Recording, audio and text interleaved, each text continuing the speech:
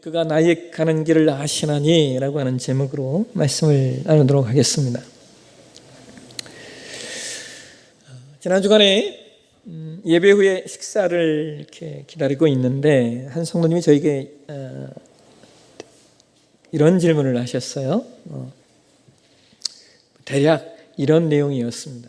목사님, 하나님께서 우리를 통하여 예배 받으시기 원하시고 또한 예배를 받으시기 원하시는 것은 우리를 축복하시기 위함이다라고 말씀하셨는데, 그러면 하나님께서 좀 우리의 삶을 평안하고 견고케 해주시면 우리가 하나님을 더 잘 예배할 수 있지 않겠습니까?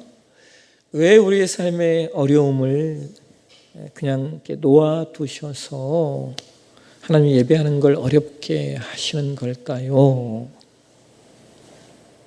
대략 이런 질문이었어요. 그렇죠, 여러분. 하나님께서 우리의 삶을 좀 더 평안하고 모든 일들이 다 잘 되도록 우리를 인도하시면 우리가 하나님을 얼마나 더 참 잘 섬길 수 있겠습니까? 그런데 우리가 살면서 깨닫게 되는 놀라운 사실은 그것이 꼭 그런 것만은 또 아니라는 거예요.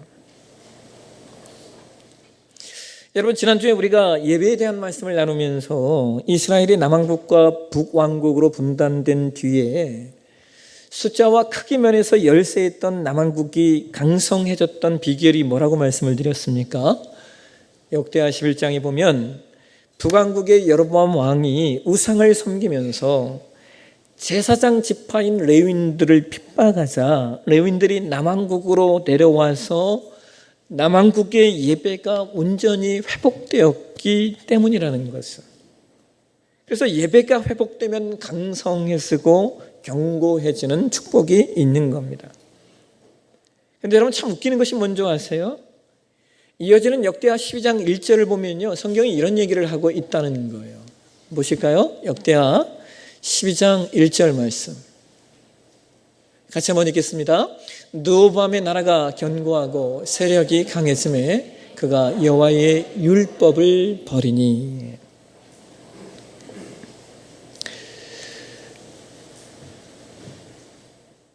르호보암은 하나님 앞에 온전한 예배를 드려서 그의 나라가 강성해지고 견고해졌는데, 강성해지고 견고해지니까 그가 여호와의 율법을 또 버리는 거예요. 여러분, 이것이 인간입니다. 인간의 안타까움은요, 강성해지고 견고해지고 평안해지면 더욱 하나님을 잘 따를 것 같은데 그렇지가 않다는 거예요. 인간은 불행만 없으면 행복할 것이라고 생각하는데, 근데 여러분, 우리가 생각하는 행복이 오히려 우리를 얼마나 불행으로 이끄는지요. 인간은 힘들지 않으면 행복하다고 생각하겠지만 분명한 것은 힘들어 본 적이 없으면 행복이 무엇인지조차도 모른다는 겁니다. 그래서 하나님께서 인간의 삶에 때때로 허용하시는 것, 또 하나님이 인간의 삶 가운데 그냥 놓아두시는 것이 뭐냐? 바로 고난이라는 순간입니다. 제가 전에도 나누었던 적이 있는데요, 여러분, 인간의 삶이 인과율, 즉 어떤 원인이 있기 때문에 결과가 있다는 것으로 요건 해석이 쉬워요. 인과율은 쉬워요. 그런데 분명한 것은 인과율로 해석되지 않는 일들도 우리 삶에 너무 많다는 거예요. 그래서 제가 예전에 이것을 여러분들에게 이해시켜드리기 위해서 이런 예를 들었던 적이 하나 있어요. 여러분, 사람의 몸에는요, 수많은 미생물이 있다는 거죠.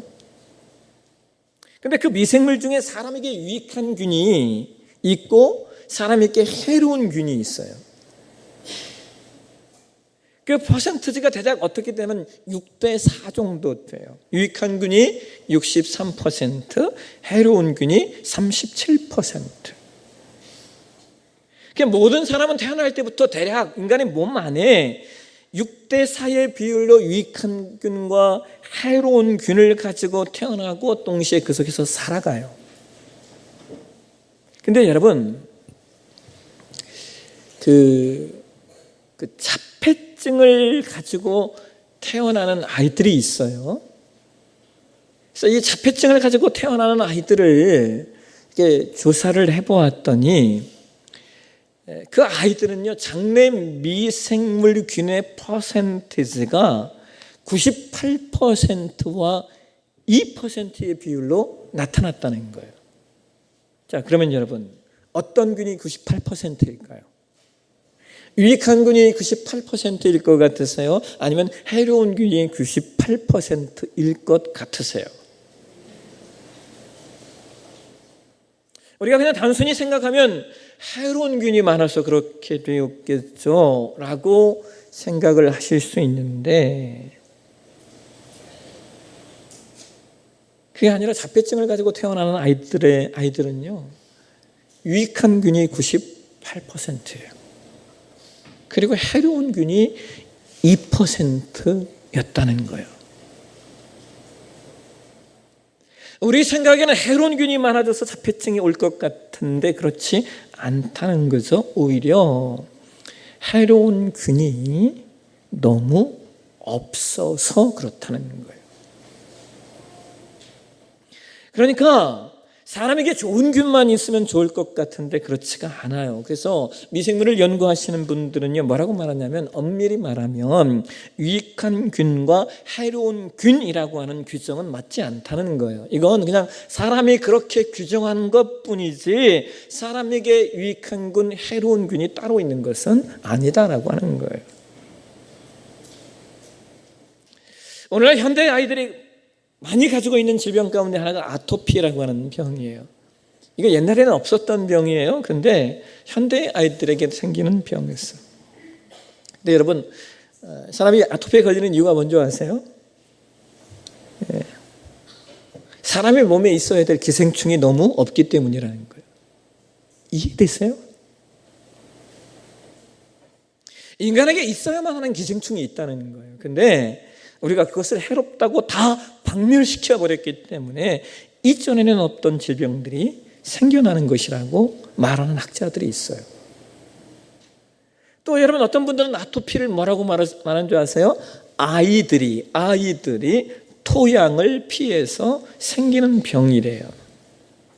이게 무슨 말이냐면, 여러분, 오늘날 우리의 삶은요, 땅을 밟고 사는 사람이 많이 없어요. 그렇죠, 여러분? 우리 하루의 삶 가운데 땅을 얼마나 밟는다고 생각하세요? 하루의 삶을 여러분 돌이켜보면 거의 콘크리트 바닥 밟거나 아스팔트 밟지 맨 땅을 밟는 일들이 많이 없다는 거예요. 그런데 여러분, 사람이 땅을 걷고 땅에서 뒹굴고 땅에서 넘어지면서 사람에게 뭐가 만들어지면 거기서 비로소 면역성이라는 게 만들어져요. 그런데 아이들도 그렇고 부모들도 그렇고 땅을 밟지 않고 살아가니까 사람의 몸에 면역이 만들어지지 않는 거예요. 그러니까 여러분, 인간에게 좋다고 생각하는 것들이 다 좋은 것은 아니에요. 반면에 인간에게 나쁘다고 생각하는 것들이 또 다 나쁜 것만도 아니에요. 인간이 가진 허무맹랑한 생각 중에 하나가, 인간의 기준과 가치로 정해놓은 나쁜 것을 다 없애면 인간의 기준과 가치로 정해놓은 좋은 것들만 남게 된다고 생각하는데, 그것이 착각이라는 거예요. 오늘 저와 여러분이 본문한 말씀이 욥기입니다. 지난 금요 기도회 때 제가 그런 말씀을 나누었어요. 아브라함과 욥기는 동시대에 살았던 사람들인데, 동시대예요. 아브라함과 욥은 동시대에 살았던 사람이에요. 그런데 만약 내가 하나님이라면 아브라함과 욥 중에 누굴 택했을까? 저 같으면요, 욥을 택했을 것 같아요. 그렇잖아요. 욥은 탁월한 믿음의 사람인데. 그런데 하나님은 욥이 아니라 아브라함을 선택하셔요. 이유가 뭔지 아십니까? 아브라함이 믿음이 좋았어요? 아니요. 아브라함이 부족했기 때문이에요. 아브라함이 선택된 것은 그가 잘나고 믿음이 좋고 능력이 있어서가 아니라 오히려 그가 너무나 부족하고 너무나 믿음이 없는 사람이었기에 하나님이 그를 선택하셔서 우리에게 무엇을 알려주시는 거예요? 믿음이 무엇인가 하는 것을 알려주시는 거예요. 그러니까 여러분, 우리가 아브라함을 보면서요, 아브라함이 아들 이삭을 제물로 바친 그런 어떤 아브라함의 믿음도 보셔야 하겠지만 그보다 더 중요한 건 이거예요. 그렇게 실패하고 넘어지고 흔들렸던 아브라함을 하나님이 끝까지 놓지 않으시고 그를 믿음의 사람으로 만들어 가시는 그 하나님의 열심, 우리가 그것을 보셔야 돼요. 여러분, 하나님께서 믿음 없는 아브라함을 선택하셔서 믿음이라고 하는 내용이 무엇인가를 우리에게 알려주시는 것처럼 하나님께서 욥이라고 하는 사람을 선택하셔서 우리에게 알려주시고자 하는 게 있어요. 그것이 뭐냐면 우리가 하나님 앞에 어떤 믿음의 수준을, 어떤 믿음의 내용을 가진 존재로 세워지길 원하시는가. 우리는 욥기를 통하여 하나님이 우리에게 원하시는 믿음의 분량, 믿음의 수준, 믿음의 가치를 우리가 욥기를 통해서 배우게 돼요. 여러분, 욥이 얼마나 믿음 좋은 사람인 줄 아십니까? 욥기 1장 1절을 한번 보실까요? 욥기 1장 1절 같이 한번 읽겠습니다. 우스 땅에 욥이라 불리는 사람이 있었는데 그 사람은 온전하고 정직하여 하나님을 경외하며 악에서 떠난 자더라.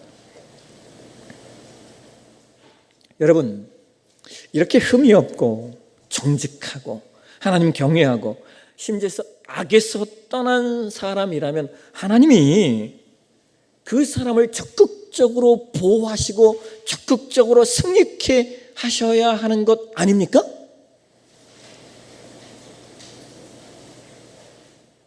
그런데 우리가 욥기 1장과 2장 말씀을 잘 읽어보면요, 하나님과 사단의 대화가 기록되어져 있어요. 그 내용을 읽다 보면 어떤 마음이 드는 줄 아세요? 저는 이런 마음이 들더라고요. 하나님 꼭 이렇게까지 하셔야 하나? 아니, 이렇게 믿음 좋은 욥에게 꼭 이렇게까지 하실 필요가 있나?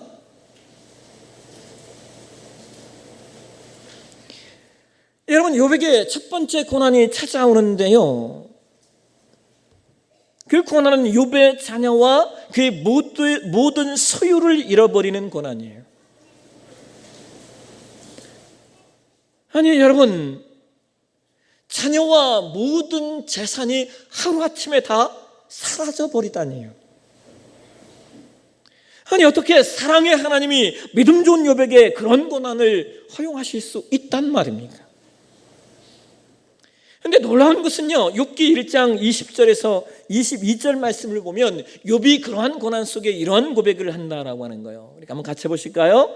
욥이 일어나 겉옷을 찢고 머리털을 밀고 땅에 엎드려 예배하며 이르되 내가 모태에서 알몸으로 나와 싸운즉 또한 알몸이 그리로 돌아가 찌울지라. 주신 이도 여호와시요 거두신 이도 여호와시오니 여호와의 이름이 찬송을 받을 지시니이다 하고 이 모든 일에 욥이 범죄하지 아니하고 하나님을 향하여 원망하지 아니하니라. 여러분, 이 믿음이 상상이 되세요?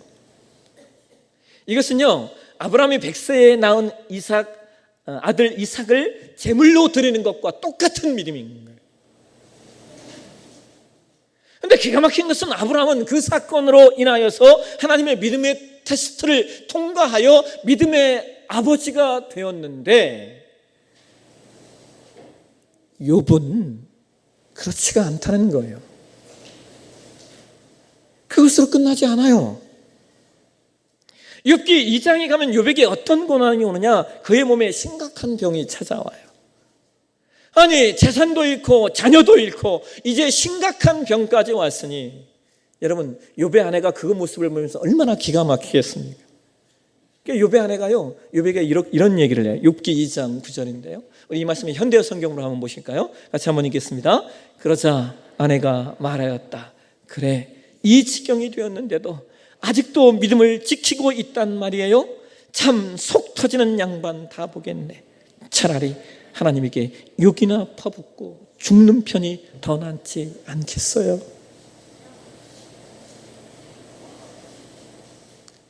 여러분, 이 욥의 아내의 이 말이 여러분 이해가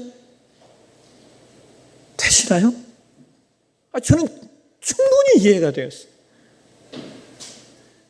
어떤 면에서 이 여인의 이 고백을 이렇게 들으면서요, 한편으로요, 야, 너 참 말 시원하게 잘했구나 하는 마음이 들 정도였어요. 왜냐하면 이것이 심각한 고난 앞에 세워진 사람들의 보편적인 감정이기 때문이죠. 그래서 그랬을까요? 여러분, 이후에 욥기 3장에 들어가면요, 욥기 1장에서만 해도 주신 이도 여호와시요 거두시는 이도 여호와시요 했던 욥이 3장에서 뭐라고 말하는 줄 아세요? 차라리 내가 태어나지 않는 것이 좋을 뻔했다.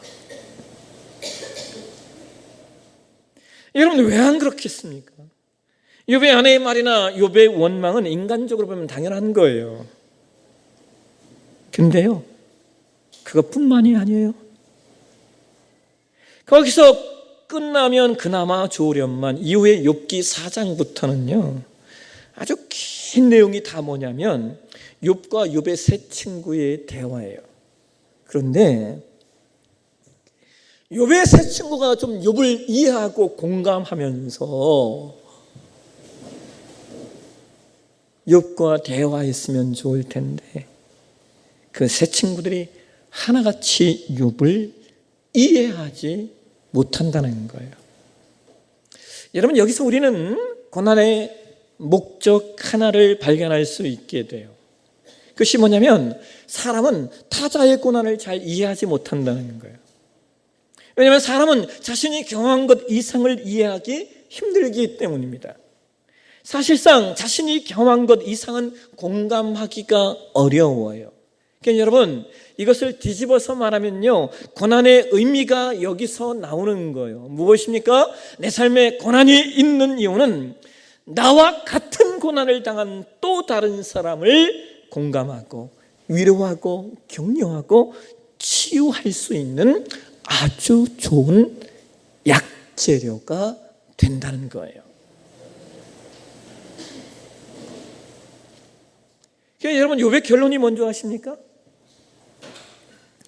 욥기의 마지막 장인 욥기 42장 12절 이하의 말씀을 보면 성경이 이런 이야기를 기록하고 있어요. 하나님께서 욥에게 복을 주셨는데 그 내용이 그가 고난을 통하여 잃어버렸던 자녀와 재산을 잃어버리기 전에 2배로 받고, 그리고 그는 아들과 손자의 4대를 보고 장수하다가 죽음에 이르렀다, 성경이 말해요. 근데 여러분, 저는요 좀 까칠해서 그런지 저는 이 내용이 욥기의 진정한 결론이라고 생각하지 않아요.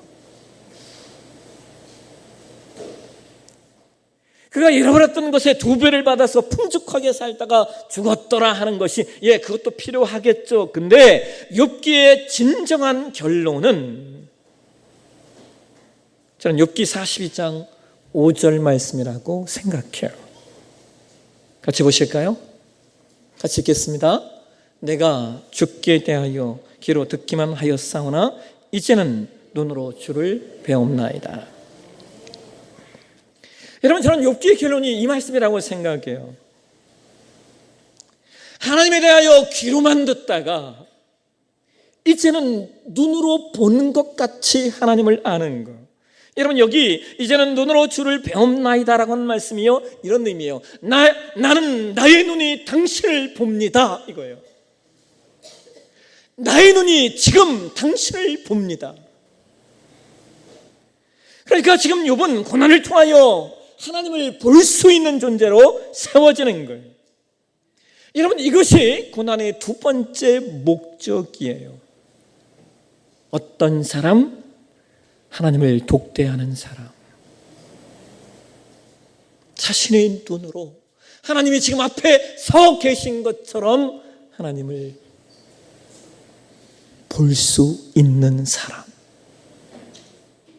여러분, 고난은 나로 말미암아 피상적으로 아는 하나님이 아니라 독대하여 만든 하나님으로 만들고, 고난은 나로 말미암아 하나님에 대하여 주어드는 하나님이 아니라 내가 체험하여 아는 하나님으로 만들어 가요. 그래서 내 영혼이 하나님의 깊음과 하나님의 넓으심과 하나님의 크심에 대하여 깨닫게 되는 것, 그것이 고난의 목적이에요. 그래서 하나님은 이 고난을 통하여서 우리가 이런 하나님의 사람이 되길 원하셔요. 하박국 3장 17절과 18절 말씀을 보실까요? 같이 한번 읽겠습니다. 비록 무화과 나무가 무성하지 못하며 포도나무에 열매가 없으며 감람나무에 소출이 없으며 밭에 먹을 것이 없으며 우리의 양이 없으며 외양간에 소가 없을지라도 나는 여호와로 말미암아 즐거워하며 나의 구원의 하나님으로 말미암아 기뻐하리로다. 여러분, 이 말씀을요 오늘 우리의 삶의 현장으로 가져와 각색하면 이런 거예요. 농사를 지었는데 아무런 농사의 열매가 없어서 망했어요. 사업을 했는데 결당 망했어요. 매번 승진해서 떨어지고 매번 구직에서 탈락하고 아이들은 말도 안 듣고 지질이 공부도 안 하고 내 몸은 매일같이 아프고 매일같이 되는 일이 하나도 없는 것 같은,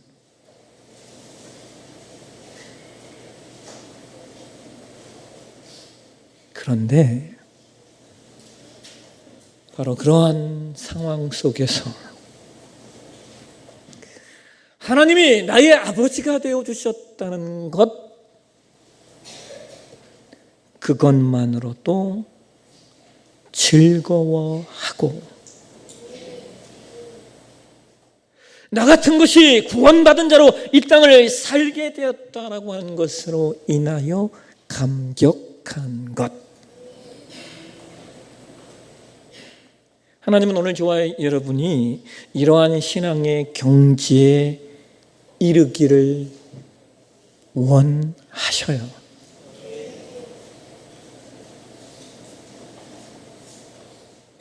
그래서 하나님이 내가 뭔가를 얻기 위한 수단이 되지 않는 것,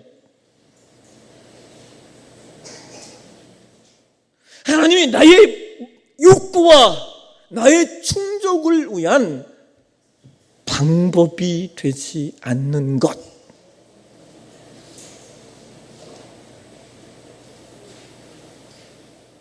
근데 여러분, 이러한 신앙의 경지, 이러한 고급한 신앙이 만들어지는 길은 안타깝게도 고난밖에 없어요. 이 길 외에는 다른 방법이 없어요. 그래서 하나님은 때로 우리의 삶에 고난이라고 하는 하나님의 특별한 무기를 사용하셔요.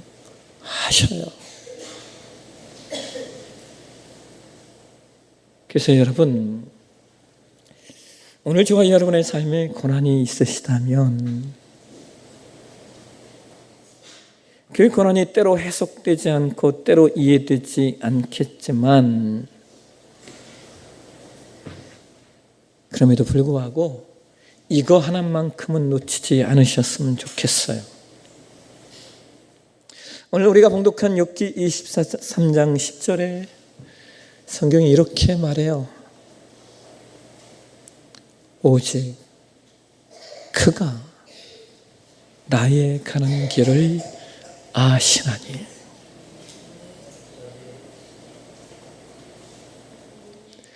하나님이 지금 내가 걸어가고 있는 그 길을 아셔요.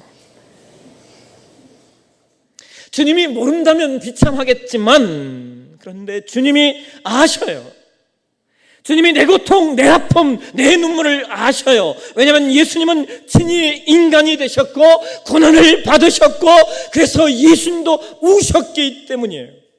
친히 인간의 삶을 체휼하신 분이기에 그분이 우리의 아픔, 우리의 고통, 우리의 눈물을 아셔요.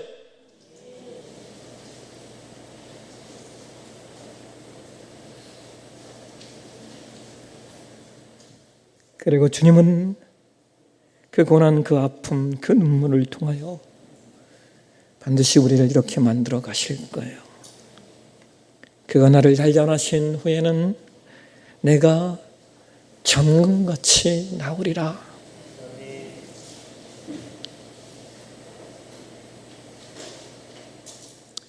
하나님이 쓰시기에 넉넉한 존재가 되도록 하나님은 우리를 정금으로 만들어 가셔요. 지난주에 얼마 전에 등록하신 그 한 가정에 신방을 했어요. 예배를 드렸어요. 그 가정의 남 집사님이 췌장암으로 수술을 하신 분이에요. 췌장암은 암 중에서 대단히 어려운 암이에요. 왜냐하면 특별한 증상이 없어서 거의 말기가 되어야 발견되기 때문입니다. 그런데 그 집사님은요, 그 암을 참 일찍 발견하셨대요. 그래서 치료가 잘 될 수 있었어요. 근데 일찍 발견한 이유가 여러분 뭔지 아세요? 어느 날 갑자기 찾아온 복통 때문이에요. 갑자기 엄청난 복통이 일어나서 그것으로 인하여 검사를 했는데 췌장암이 발견된 거예요. 여러분, 고통이 와야 나를 죽이는 암을 발견하게 되는 거예요. 고난이 와야 나를 썩게 만드는 더러운 것들을 제거할 수 있는 거예요. 그래서 인생의 고난 앞에 왜 나에게 이런 고난이 있냐고 절망하기 이전에 이 고난이 나를 살리는구나. 이 고난이 나를 지금 변화시키고 있구나. 이 고난이 나를 지금 정금되게 하는구나. 여러분, 이 놀라운 영적인 눈을 뜰 수 있는, 그래서 우리도 욥처럼 내가 지금 주님을 보고 있습니다 라고 고백할 수 있는 저와 여러분의 신앙이 되어주시기를 주의 이름으로 축원합니다. 기도하겠습니다. 하나님, 오늘도 우리가 주의 말씀 가운데 섭니다. 인생의 고난, 인생의 아픔을 통하여서 하나님이 우리의 삶 가운데 이루시는 하나님의 선하신 목적들 우리가 기억합니다. 그리고 아버지가 자녀를 훈련하기 위해서 마음 아프지만 그 훈련의 장에 자녀를 내어놓는 것처럼 주님도 우리를 훈련의 장에 내어놓으시고 그 훈련받는 우리를 바라보시며 함께 아파하고 계시고 눈물을 흘리고 계시다는 그 사실을 우리가 놓치지 않도록 우리를 인도하여 주옵소서. 거룩하신 예수님의 이름으로 기도하옵나이다. 아멘.